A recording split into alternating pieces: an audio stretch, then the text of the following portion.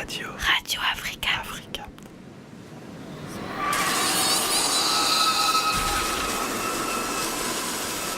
Radio Africapt.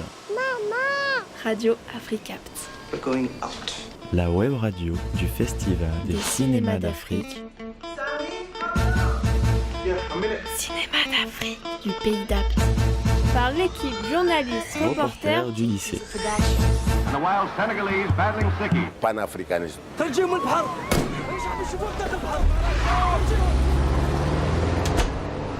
Camera one next, please. I want beautiful things. Round young virgin mother and... If you don't stop singing that song, I'll come out there and strangle you. Oh yeah, shake body. Oh yeah, move body.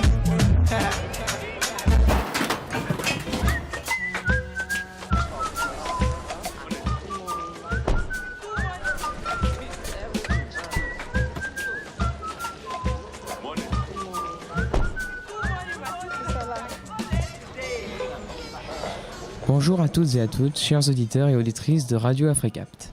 Vous écoutez Tristan en direct du local de l'Atelier des Arts Visuels d'Apt.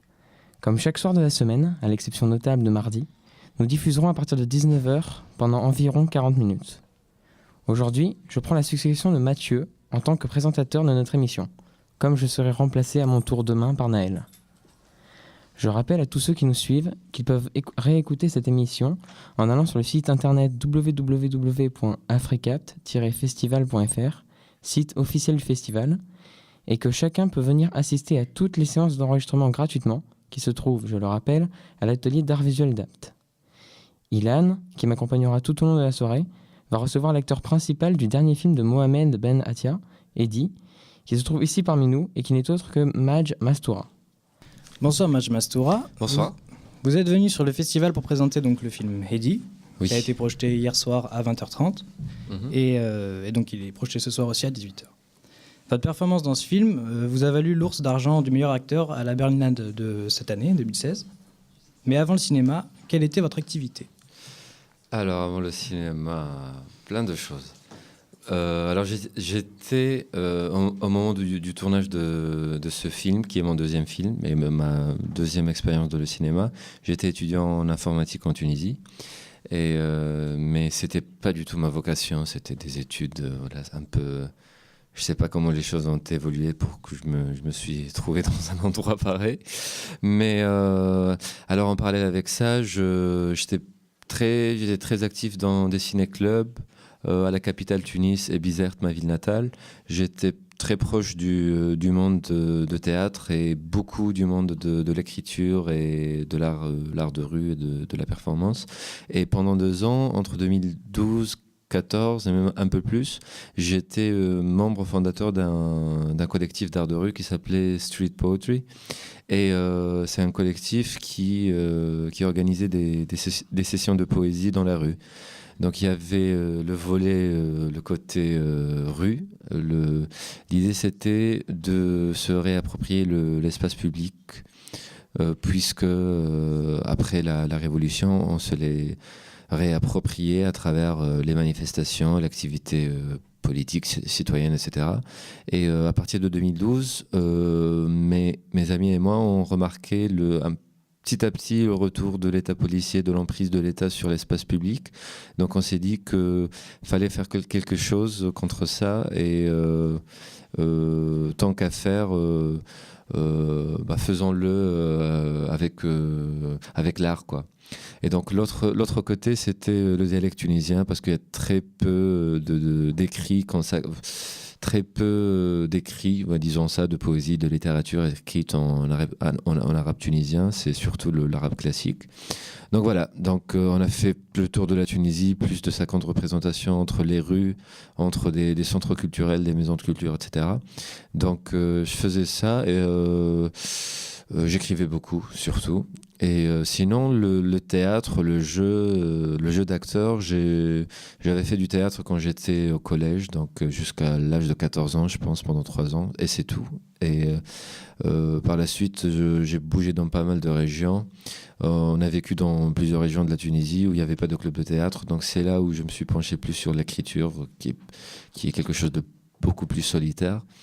Et c'est Ghislaine Issadi, en fait, en 2014, avec qui j'organisais avec beaucoup d'amis les rencontres cinématographiques de Bizerte, qui m'a proposé de jouer dans son long métrage Bidon 2, et qui était d'ailleurs ici, dans le festival l'année dernière. Donc j'ai joué, et après la sortie en 2014, j'ai trouvé par coïncidence un peu une annonce de casting sur Facebook pour un long métrage. Alors j'ai essayé de me renseigner, donc je connaissais pas du tout le réalisateur. Je me suis dit, c'est qui cet inconnu qui veut faire un film, quoi. Je suis pas sûr de vouloir travailler avec lui. Je cherchais sur internet, j'ai rien trouvé. Donc voilà, j'ai dit quand même, je vais y aller. Et donc voilà, je suis allé rencontrer Mohamed Benati la première fois, et c'était le coup de foudre dès la première fois, quoi. Non, mais c'est vrai qu'il y avait un échange dès la première fois que on a sympathisé. J'ai trouvé sa manière de raconter son travail, de parler de ce projet de film très intéressante. Et c'est comme ça que les choses ont évolué. Et finalement, il m'a pris dans son film, et voilà, on a foncé pour l'aventure. Très bien. Quelques heures avant que vous arriviez sur le festival, on a donc interviewé Ghislaine Issadi, et il nous a parlé un peu de votre parcours donc sur du Bidoun 2. Et donc on va vous faire écouter ça. Est-ce que vous avez des anecdotes ou des souvenirs avec Majd Massoud? Ah oui, beaucoup. Puisqu'il a tourné la première fois avec moi. Majd, au fait, il était l'ami de ma nièce. Et il venait avec ma nièce chez moi, et il voulait faire du cinéma, écrire et tout ça. Il avait 16 ans, 17 ans. Et moi j'étais là, dans ma cuisine, en train de faire à bouffer, un truc comme ça, et on parlait ensemble. Il venait, il me donnait des trucs à lire. Et après, un jour, je l'ai vu dans une manifestation politique. Et quand je l'ai vu, je me suis dit, celui-là, il faut que je prenne dans mon film. Et c'est comme ça qu'il s'est retrouvé après dans Bidoun.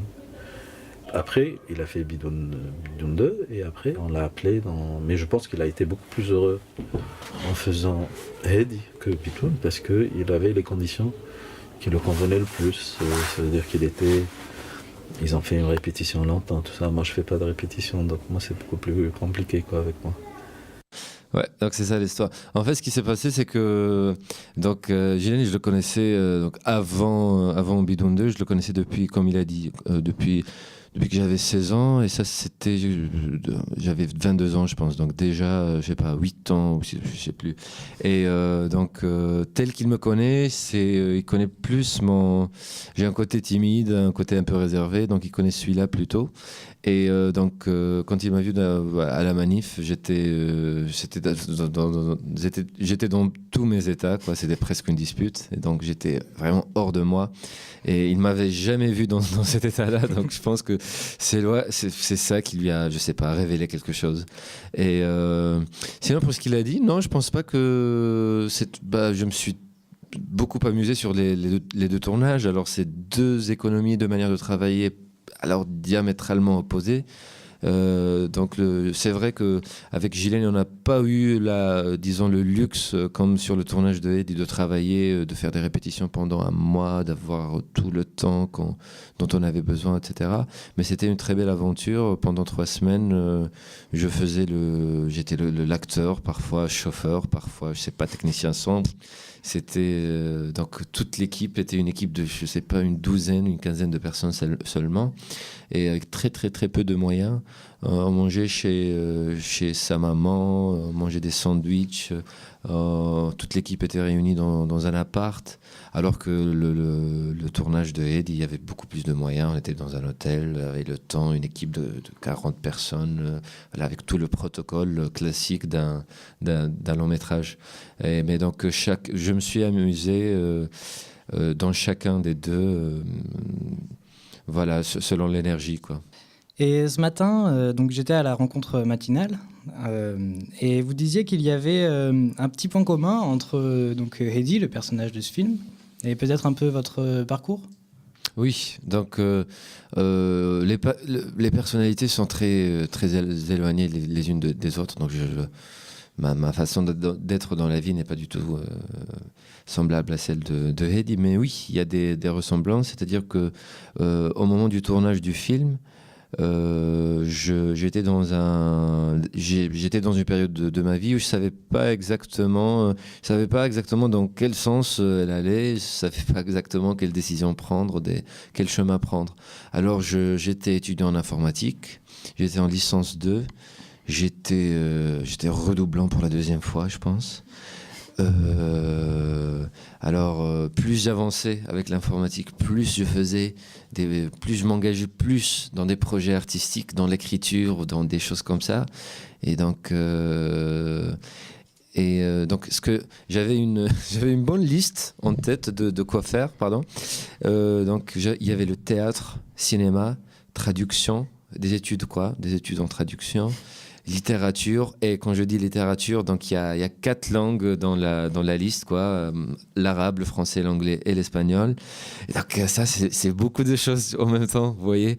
Et je pense que donc juste après la sortie de Bidon 2, qui n'était pas une sortie pour moi très très joyeuse malheureusement, donc l'accompagnement médiatique, si vous voulez, de ce film-là était très hostile, très violent, et c'est injustifié, je trouve. On peut ne pas aimer le film, mais je pense que la violence et la méchanceté ne peut jamais être justifiée. Et donc avec ça et avec le film de Hedy qui est venu, je pense que il y a quelque chose en tête qui m'a dit que voilà, je dois suivre ce chemin-là. Et donc j'ai choisi, j'ai candidaté, en fait, j'ai commencé à préparer mon dossier pour des études théâtrales en France, en cachette, sans que mes parents le sachent, comme en fait j'ai fait avec le premier tournage, parce que mes parents ne savaient pas que j'ai tourné dans un film. Et donc il savait que j'étais pas très ami avec Gilani, et que je faisais toujours des trucs avec lui dans l'organisation de festivals et tout. Et j'ai dit une fois j'ai dit, Gilani a un tournage, je vais l'aider, tu vas faire quoi? J'ai dit bah tout, un peu tout, je sais pas, assistant, chauffeur, tout quoi, je vais l'aider, apprendre à faire du cinéma. D'accord. Et donc 1 an après, une semaine avant les journées cinématographiques de Carthage, là où le film allait être projeté, je leur ai dit, vous vous rappelez du film dans lequel j'ai travaillé? J'ai dit oui. Ils ont dit oui. J'ai dit j'ai joué dans le film. Bon, ils ont cru j'ai fait une apparition. J'ai dit j'ai le rôle principal en fait. Donc ils étaient choqués, agréablement surpris. Et donc voilà. Après, donc ils étaient complètement contre le fait que j'allais en France faire des études de théâtre. Et ils m'ont dit, ouais, à Tunis, t'étais étudiant en informatique, t'as redoublé, nanani, nanana, tu vas être en France, théâtre, tout, voilà. Et mais juste après, quelques semaines après, le fait d'être pris dans Hedy, ça leur a beaucoup rassuré, et ça leur a, je pense, montré que j'ai une place dans ce métier-là, que voilà, il y a une deuxième occasion où une équipe ou un réalisateur m'a donné confiance pour travailler dans son projet. Donc les choses sont devenues plus faciles. Et c'est marrant parce que l'acceptation, si vous voulez, de la réponse de la fac française qui était Montpellier l'année dernière est venue genre une semaine après le coup de fil de Mohamed qui m'a dit qu'il m'a pris dans son film. Donc c'était une période une période qui a vraiment changé ma vie. Et en parlant de période qui change les vies, dans la vie d'Hedy, il y a quelque chose qui va changer radicalement sa vie, c'est sa relation avec Rim. Est-ce que vous pouvez nous en dire plus sur cette relation qu'il va avoir? Donc l'histoire se déroule à quelques jours du mariage de Hedy avec sa fiancée, une fille mignonne, mais qui on les va se rencontrer dans la voiture. On voit pas un amour fou de toute façon. Ce n'est pas un mariage arrangé, mais c'est pas, comme j'ai dit, c'est pas l'amour fou non plus. Et donc à quelques jours, donc il est commercial, il vend des voitures. Et à quelques jours de son mariage, il va à Mehdi, une ville à côté de sa ville natale, Kairouan. Et donc c'est là où il travaille, où il passe ses nuits dans un hôtel. Et il rencontre une très, très belle fille qu'incarne agréablement Alim Ben Masoud. Et donc il tombe sous son charme. C'est une animatrice dans un hôtel, une danseuse, une fille très, très vivante, très souriante. Et il tombe amoureux d'elle. Et donc... grâce ou à cause de ce coup de foudre-là, il laisse, il laisse tomber son mariage, son travail. Et voilà, je préfère ne pas entrer plus que ça dans les détails, mais on peut dire que c'est une rencontre qui a bouleversé toute son existence, son rapport avec sa famille, son travail, son pays, son corps, sa façon de se voir et de se projeter dans l'avenir. Et ce changement de mode de vie, donc, il est radical. Et est-ce que ça coïncide aussi avec le changement de la société tunisienne ? Oui, ça coïncide. Et je pense que ce n'est pas très... comment dire, ce n'est pas mis sous les phares, si on veut, mais il y a l'histoire d'amour, elle est racontée sur un fond de la situation politique et économique en Tunisie, avec la situation du tourisme, par exemple, la crise, le chômage, etc.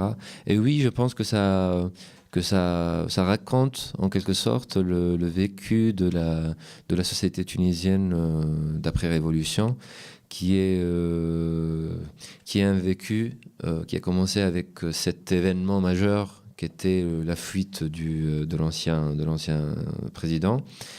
Et ce qui a suivi, c'est une période onirique, une période très belle, où tout le monde se serrait dans les bras, où tout le monde souriait, etc. Et on croyait que ça allait s'éterniser, que tous les problèmes économiques, politiques, sociaux, etc. allaient disparaître en quelques jours, juste parce qu'on le voulait. Et par la suite, petit à petit, on s'est rendu compte que seulement la volonté de faire les choses ne sont pas suffisantes. Et ce qui est un peu ce qui s'est passé avec Hedi, quoi. Au bout d'un moment, il y a ce parallèle qui est dit à un moment donné, dont parle Hedi. Il dit ces parenthèses de quelques jours, on a vécu la révolution, c'était comme un rêve, etc. Et c'est ce que Hedi a vécu en fait avec cette histoire d'amour. Et après, donc c'est le retour à la réalité. Faut affronter les choses, faut affronter faut affronter la vie concrètement et ses contraintes. Et je pense que le chemin vers l'émancipation, vers la liberté, est comme ça. Il est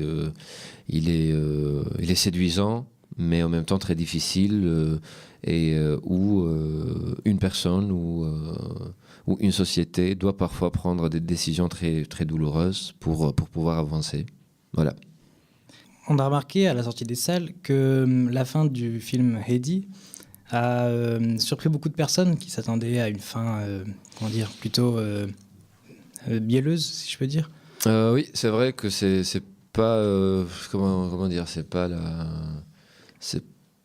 la fin, mais ouais, comme vous dites, la fin mielleuse d'un film romantique, qui s'embrasse, qui aille pour la lune de miel, quoi. Dans une île très, très belle.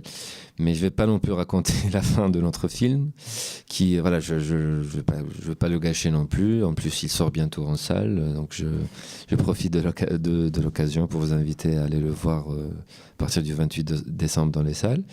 Mais c'est comme je disais, c'est une fin où notre personnage principal doit prendre une certaine décision qui à la sortie des salles est souvent controversé, mais qui est, je pense, j'estime que c'est la décision cohérente avec tout le récit du film, avec l'évolution du personnage et avec plus largement le propos du film et l'esprit et l'âme du film, quoi. Voilà.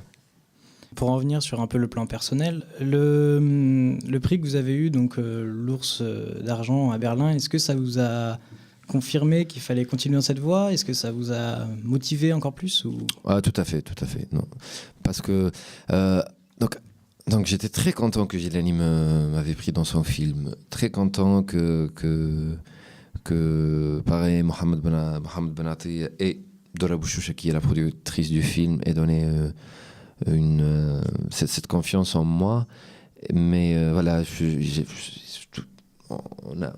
pense qu'on cesse jamais on a toujours besoin d'autres confirmations, d'autres personnes, d'autres choses, d'autres événements pour nous dire pour nous rassurer en quelque sorte, et pour nous dire qu'on a une place dans cet endroit-là, que cet endroit-là qu'on a choisi est le nôtre, en quelque sorte. Et c'est ce que le prix de Berlin m'a fait. Donc c'est on peut beaucoup parler de ce que ça veut dire un prix dans une œuvre artistique, quoi. Qu'est-ce que ça veut dire une compétition, etc. Donc pour moi c'est très relatif. Mais pour moi, au moins, avec ce jury-là, pour lequel j'ai beaucoup d'estime, surtout pour la présidente, quoi, Meryl Streep, je peux pas le cacher, quoi. Pour moi, c'est extraordinaire. Donc c'est une comment dire, c'est quoi le mot? C'est en quelque sorte me dire que voilà, vous avez une place dans ce monde-là. Pas plus, quoi. Je suis pas en aucune manière un champion de jeu d'acteur ou rien du tout. J'ai gagné un prix, j'en suis très content. Mais ça me dit que voilà, j'ai quelque chose à donner, que j'ai fait un travail qui mérite qui mérite d'être vu dans ce film-là. Et ça m'a beaucoup encouragé pour m'accrocher, ça m'a donné beaucoup de motivation, une une énergie immense pour continuer et pour foncer dans d'autres projets. Justement, en parlant de projets, est-ce que vous avez des projets pour l'avenir? Donc j'ai pour le moment un projet, premier projet sur scène en fait. Je vais travailler avec un chorégraphe tunisien, ou on peut dire même franco-tunisien, puisqu'il a mené la grande partie de sa carrière en France. Donc c'est Radouane Medep. Donc c'est un spectacle de danse-théâtre, c'est une création franco-tunisienne le travail, la création même se déroule entre les deux pays, donc des résidences artistiques en Tunisie et en France. Et donc c'est un mélange de théâtre, de danse, de musique et de texte aussi. Donc, parce que voilà, je suis content qu'il y ait un projet qui me pousse, et une personne comme Radouane qui me pousse à retourner vers l'écriture, parce que ça fait un moment, je ne sais pas exactement, par paresse, je suis bloqué ou je ne sais pas, mais ça fait un bon moment que j'ai pas écrit, et j'avoue que ça me manque, et j'ai besoin d'une énergie, d'une équipe ou d'une personne ou d'un projet qui me pousse à reprendre la plume et écrire. Avec ça, donc il y a ça. Et je suis en train de traduire un livre du français vers le dialecte tunisien, l'arabe tunisien, qui s'appelle La chose publique. Et c'est un livre du politologue français Philippe Dujardin. Alors, donc c'est un récit en fait qui, on peut dire que ça raconte l'histoire politique de l'humanité, mais dans un style qui peut être très simple, mais pas du tout simpliste. Donc on dirait un conte qui peut être justement apprécié par des 8 ans comme des 70 ans. Et donc ça parle justement de la chose publique, de la politique dans son sens brut, primaire, primitif. Donc ça questionne toutes ces choses-là. Et je pense qu'on vit dans une période dans le monde entier où un tel texte est très important, et surtout en Tunisie, où là on se pose toutes ces questions-là, où on est en train de construire quelque chose. Et donc ce texte-là, après la traduction, on compte l'éditer et le mettre en scène. Donc on est déjà en contact avec des clubs de théâtre, de fac, l'Institut français de Tunis, donc plein d'associations et tout pour faire des ateliers, des expérimentations afin de monter ce texte et le mettre en scène. Et je suis très content de travailler là-dessus. Très bien. Je crois qu'on a terminé cette interview. Et voilà, je vous remercie beaucoup. Je suis très content. C'est la première fois que je viens à ce festival. Et je veux dire que je suis très content d'être là. Il y a une très belle énergie. Et très belle énergie autour de cette table aussi. Je vous remercie pour votre travail, pour cet accueil-là. Et bonne continuation. Merci beaucoup. On espère que vous reviendrez. Et Inch'Allah. Merci. Merci. Merci, au revoir. Merci à vous. Nous allons maintenant écouter les souvenirs d'un opticien, Monsieur Suette, qui aide et participe au festival depuis son commencement, il y a 14 ans.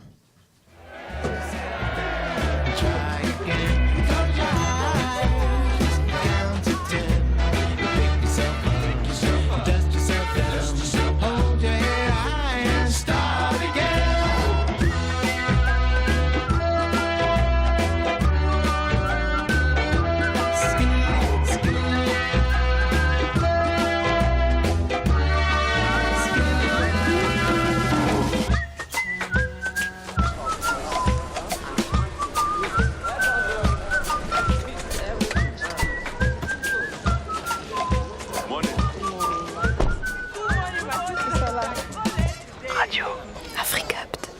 Souvenir. Le festival. La rubrique Souvenirs du festival. Et maintenant, découvrons ensemble les souvenirs du bénévole Pierre-Étienne.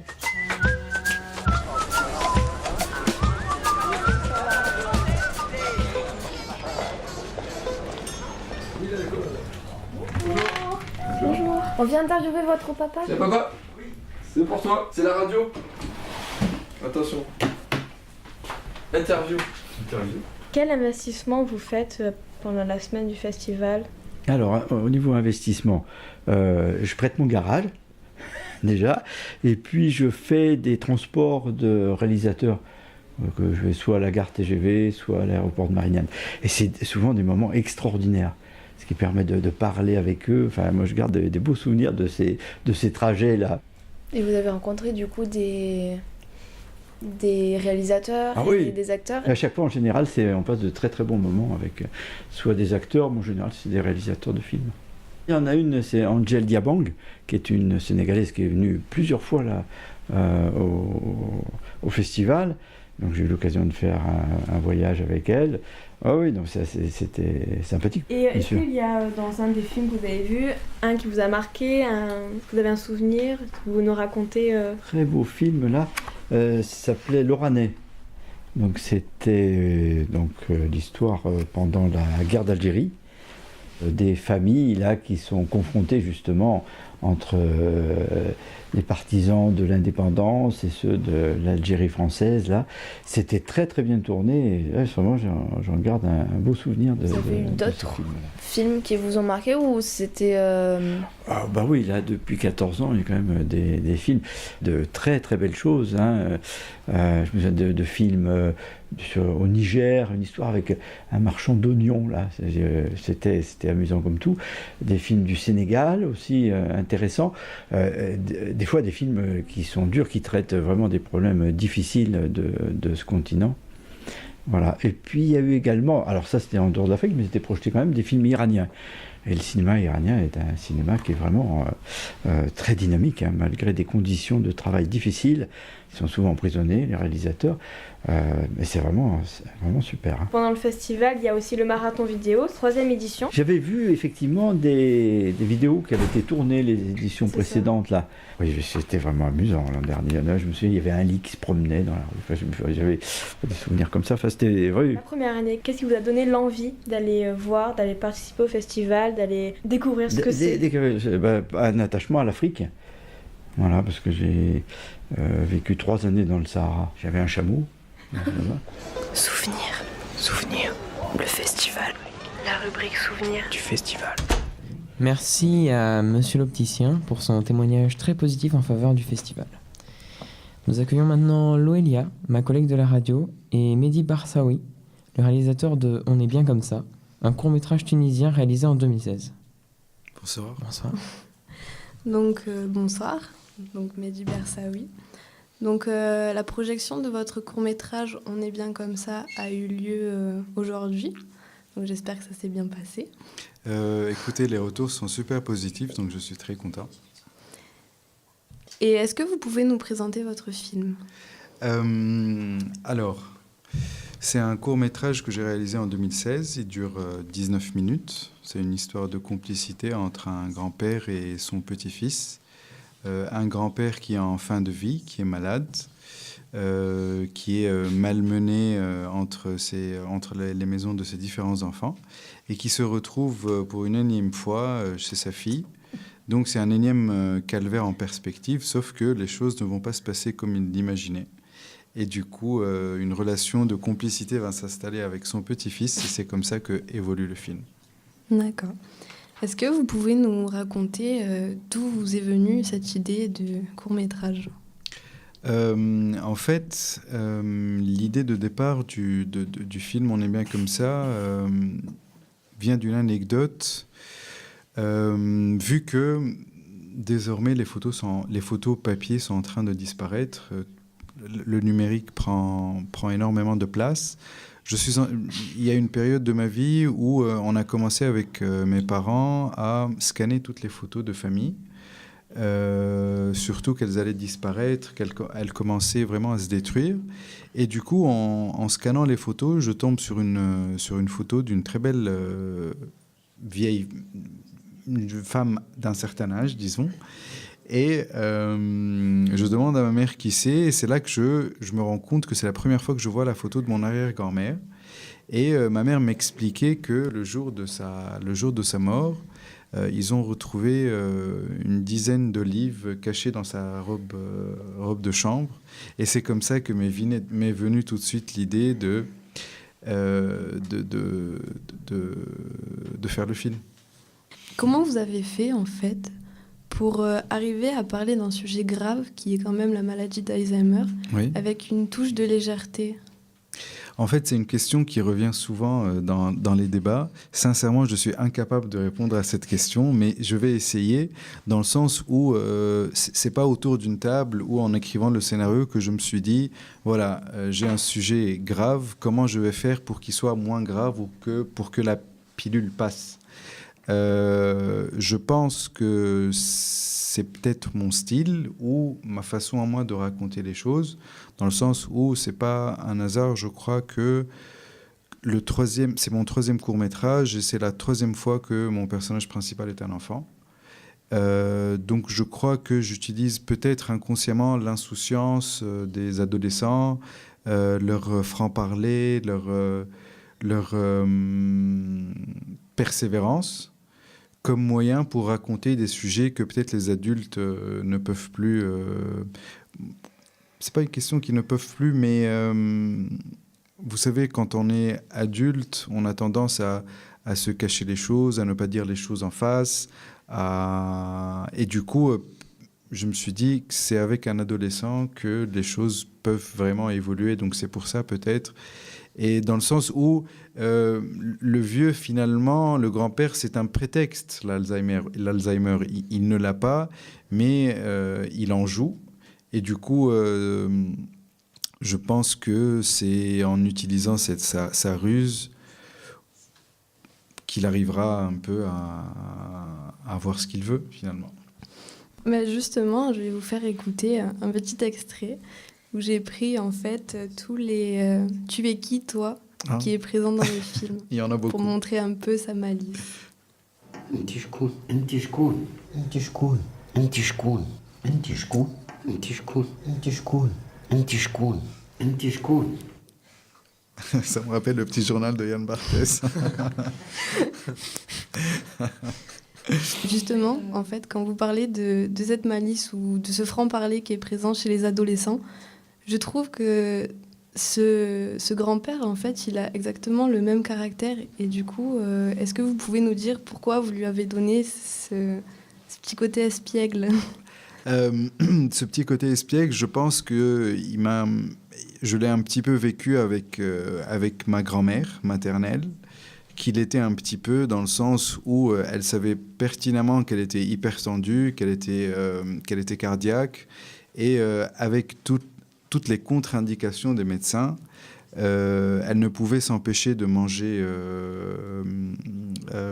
insipide, dans le sens où elle avait besoin de manger avec du sel. Et je me suis dit, finalement, la question qui s'était posée, finalement, en fin de vie ou en vivant tout court, est-ce qu'il vaut mieux vivre une vie épanouie, totale, complète, avec énormément de plaisir, avec le risque qu'elle soit courte, ou vivre 120 ans, mais une qualité de vie assez médiocre. Donc c'est là la question principale, et c'est de là qu'est partie l'idée du film, en fait. Et donc, pour revenir à votre question, pourquoi ce côté espiègle ? En fait, peut-être pour m'éloigner un petit peu de l'image cliché qu'on a des vieux en fin de vie, des personnes âgées, malades, hypertendues, cardiaques avec l'Alzheimer, diabétiques en plus, de personnes mourantes qui ne peuvent vraiment plus rien apporter à la société. C'est un homme, certes, qui est malade, mais qui a encore des choses à donner et surtout des choses à inculquer à son petit-fils. Donc c'est peut-être pour ça la raison. Je ne voulais pas qu'il soit vraiment inerte et immobile. Je voulais qu'il, même s'il est sur une chaise roulante, je voulais qu'il apporte énormément de choses à son petit-fils. D'accord. Et est-ce que le choix de Nouri Bouzid pour le rôle du grand-père fait partie de ça ? Alors ça, c'est une autre paire de manches, en fait. C'est, le choix de Nouri est venu car je suis en train d'écrire mon projet de long métrage et je participais à un atelier où Nouri devait être un des coachs, un des intervenants. Et malheureusement, il n'a pas pu le faire, mais il m'avait posé certaines questions de mes futurs projets. Et du coup, je lui ai parlé un petit peu du scénario. Il a demandé à le lire, juste pour me donner des conseils ou juste par curiosité. Et vraiment, même pas 3 heures après lui avoir envoyé le scénario, il m'appelle et il me dit bon, tu arrêtes ton casting, ou du moins tu ne fais pas de casting, tu as ton personnage, c'est moi.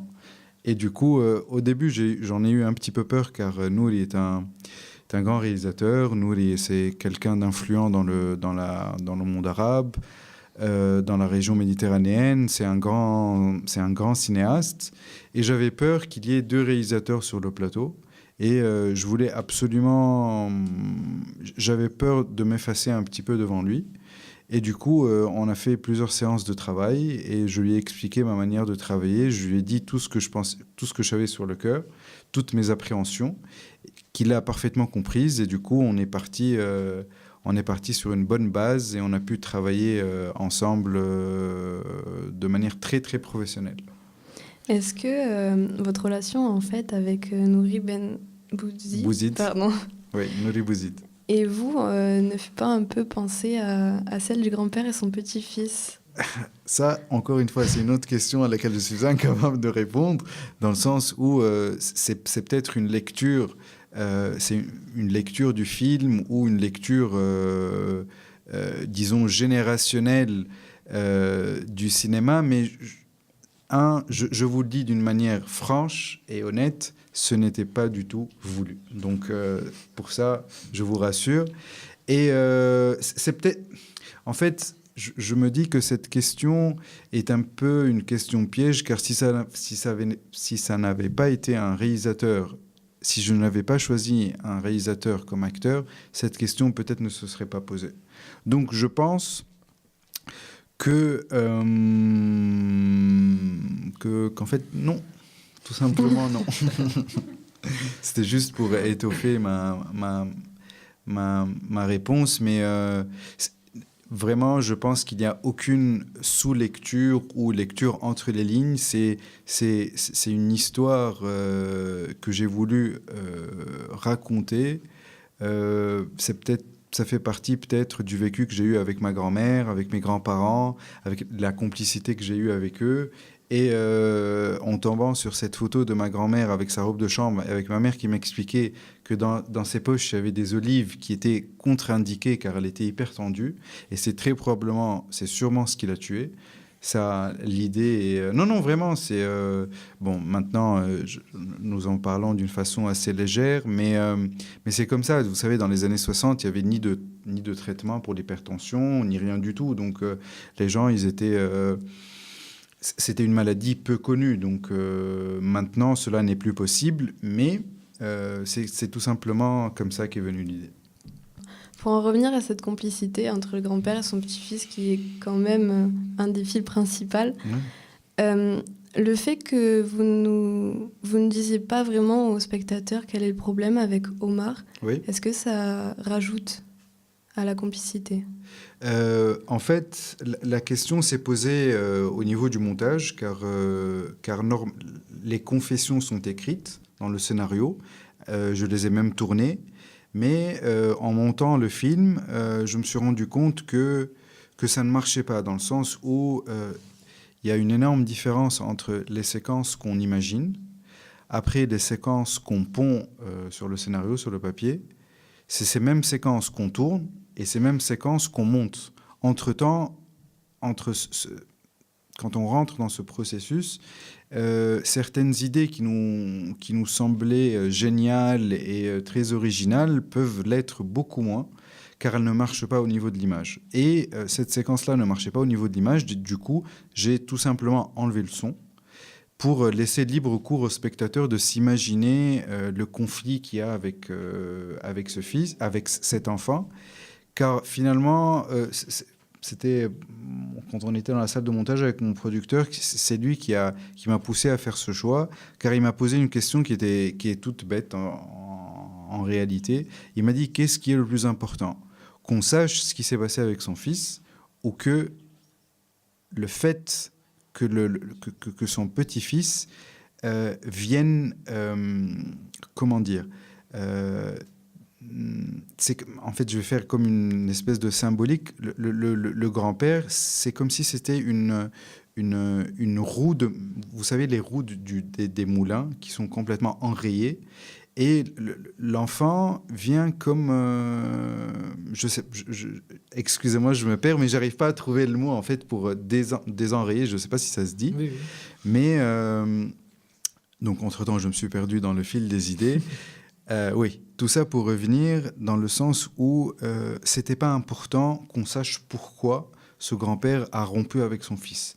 Mais le plus important, c'était que son petit-fils l'aide à revoir ses positions par rapport à ce sujet-là. C'est pour ça que dès qu'on a enlevé le son, ça marche. Et en plus, ça permet au spectateur d'être moins passif et plus actif, dans le sens où il se pose la question: qu'est-ce qui s'est peut-être passé, et aligne entre les lignes si c'est religieux, si c'est social, si c'est familial, car il y a énormément de personnes qui ont vu le film, chacun a son interprétation. Un des premiers pense qu'il est gay, l'autre pense qu'il est devenu islamiste, l'autre qu'il est donc il y a énormément de possibilités, et c'est tant mieux. Pour moi, ça enrichit le film. Pour en revenir donc toujours à cette relation, quand vous parlez du petit-fils, en fait, c'est vrai qu'à de nombreuses reprises, ils l'aident, ils en parlent, ils ont vraiment un secret entre eux. Et en fait, je vais vous faire écouter un extrait, donc le dialogue final entre eux deux, qui nous montre vraiment cette complicité. بابا عزيزي بابا عزيزي شو جبت لك؟ بنبلوني. هاي تحبها؟ اسمع، ما على شرط. سألت الياتك الصحة، أما تو لازم تكلموا في التليفون. أخوي كمان أنت والله نمس، أنت عسيسة. إيش خوي كان يقولوا لهم الحقيقة؟ خلينا هكا خير.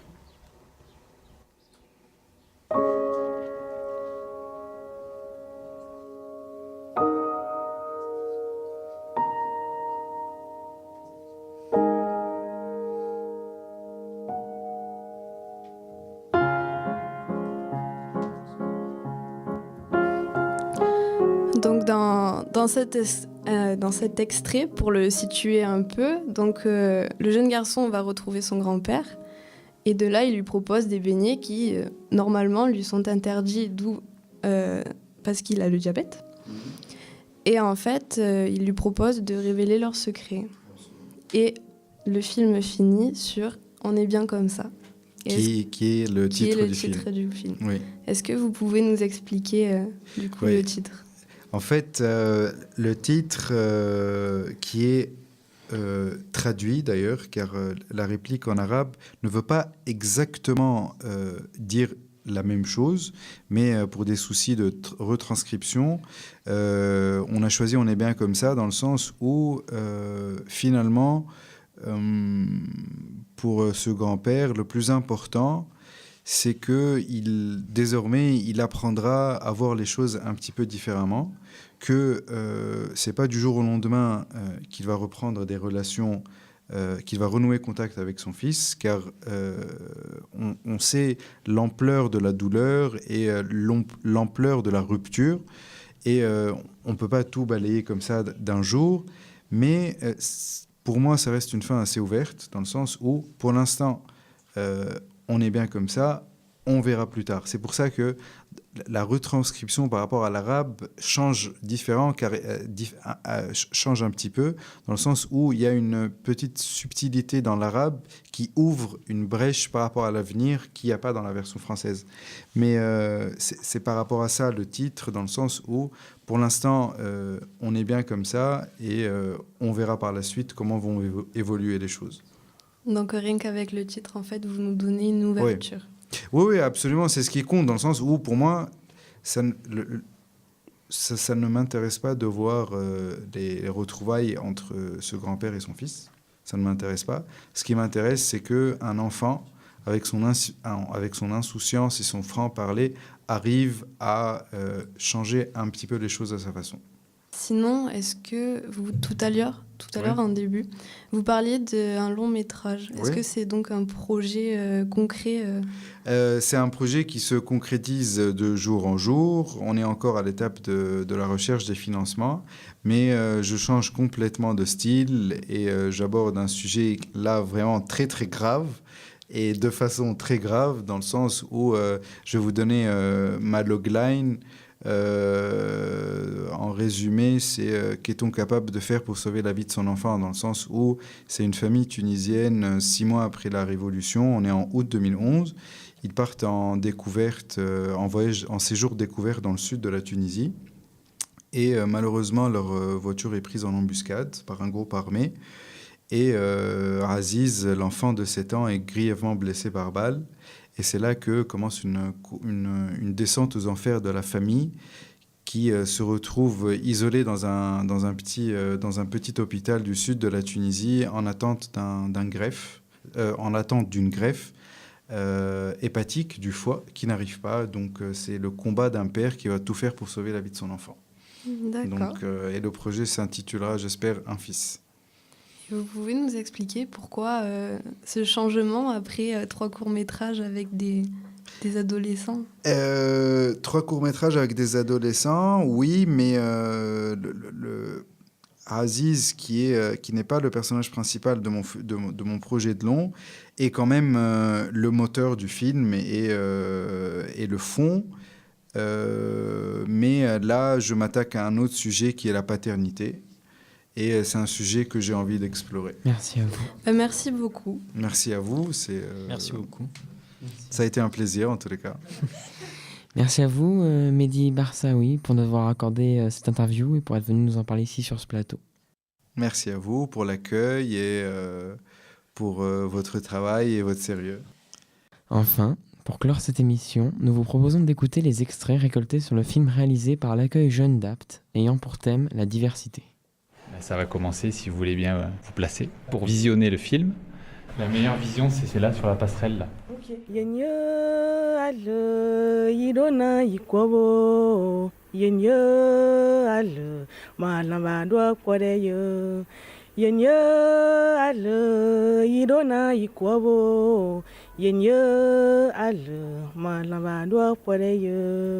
Donc moi, j'étais intervenant artistique. Donc avec mon collègue Michael Zedler, on a encadré le groupe et on leur a proposé donc voilà, de faire un petit film documentaire. Je m'appelle Shaima. Je m'appelle Salima. Et notre projet consistait à poser des questions sur le thème de la diversité. Je m'appelle Saïd Massinissa, j'habite à Apt. J'ai fait le projet avec l'accueil jeune. Alors moi je m'appelle Ayoub El Moussaoui. Et moi Islam Merabé. On fait partie du club jeune. On avait un groupe à Saint-Michel, un groupe à Apt, mais après pour interviewer les personnes, c'était une avec la caméra, une avec le micro et une personne qui posait les questions. Sur 2 journées en tout. En leur donnant cette contrainte au départ de faire un film sur 2 écrans. On a choisi le thème ensemble avec les jeunes. On s'est rencontrés une première fois pour parler un peu du thème. Donc il y avait tous les jeunes du centre qui étaient là et puis il y en a certains qui se sont inscrits pour cet atelier. Et puis voilà, après on est parti en tournage. جينا في 93 لفرنسا لهنا مع الوالد ديالي كان خدام هنايا جا في 1970 ودار الكواغات وجابنا لهنا في 93 وصلنا هنا في 93. Et le but était d'arpenter un peu les rues et d'essayer d'aller à la rencontre des gens pour essayer de faire leur portrait en ayant comme thème conducteur la diversité culturelle. Donc essayer de trouver des gens qui soient originaires de différents pays. Je suis d'origine roumaine. Et on est venus tous les deux en 93, on a galéré comme tout le monde, à Lyon, en Manguette, à la ZUP. On a décidé de s'installer à Apt et à produire et vendre des savons. Ici, avant, c'était une cité militaire, et avec des militaires. Alors, donc, bien sûr qu'on a été bien accueillis, puisque ici, on avait tout. On avait les clubs de Lazare, on avait plein de choses. C'est pour ça qu'on ne communiquait pas trop avec la ville au départ, puisqu'on vivait presque en autarcie ici. Le but, c'était vraiment d'arpenter les rues et de rencontrer des gens au hasard, quoi. Après, bon, les jeunes connaissent bien leur ville aussi, connaissent aussi leurs habitants. Et du coup, des fois, on allait à la recherche des gens qui les connaissaient. Voilà, alors ça donnait des fois lieu à des recherches infructueuses. Et puis d'autres fois, on rencontrait d'autres personnes et c'était bien aussi. Alors je suis arrivée à Apt il y a 2 ans. J'ai trouvé les habitants d'Apt bien chaleureux parce que j'ai eu besoin d'aide pour transporter et j'ai trouvé toute l'aide qui était nécessaire. En fait, aux Antilles, quand je suis partie en vacances, et je me dis mais on voit plus une concentration de blacks. Et quand on arrive ici, on a toutes sortes de nationalités. On voit arabe, on voit blanc, on voit africain, on voit toutes sortes de nationalités. Et même des nationalités que je ne connais même pas. On voit chinois. Bon, il y en a un petit peu aux Antilles, mais pas beaucoup. Mais ici, je trouve que la porte, elle est grande ouverte. Pour les enfants, c'est une autre culture. Pour moi aussi d'ailleurs, qui me plaît beaucoup. Donc je me sens bien ici. Et est-ce qu'il y a eu une personne qui vous a touché plus particulièrement par rapport à leur histoire ? En fait, toutes les histoires nous ont touchés parce qu'elles sont toutes différentes. Chacun a un parcours différent. La religion. Les origines. La différence et ne pas juger. La vie réelle. Partagée. Le respect. Celle qui chantait grâce, grâce éternelle.